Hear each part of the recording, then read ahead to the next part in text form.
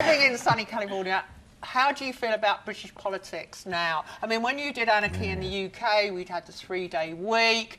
You know, things were tough for a lot of people. Looking at what's happening now, there seems to be apathy. I mean, people say they're not going to vote in the next election. They don't like any politicians. Yeah, you got that alleged comedian Russell Brand saying don't vote. That's, you know.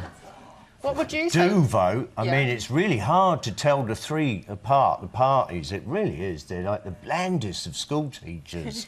And I don't know, you've got to do something. Do you think people have a duty to vote, then? Do you think you have to, just have to vote? Absolutely. You cannot sit back then and moan, because if you haven't contributed to the fiasco, you don't have a part in it in the future. Good point.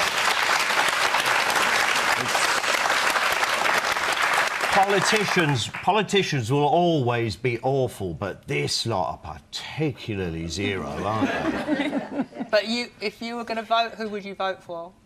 That should remain clueless at the moment. We're going to keep them guessing. It's very difficult. I can't tell who's a real Tory or a Labour or a Liberal.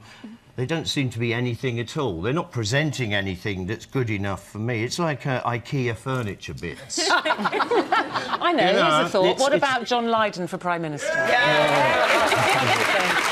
John, it's great to see you. First thing I'd do, though, would be to change the entire political system, all of it. Well, you'll have a job on your hands. The book is a great read. He used to be an angry young man. He's just an energetic older one now. It's so great to see you. Thank you very much. I'm not old. I'm 59 years young. Sure. John Lydon, everyone.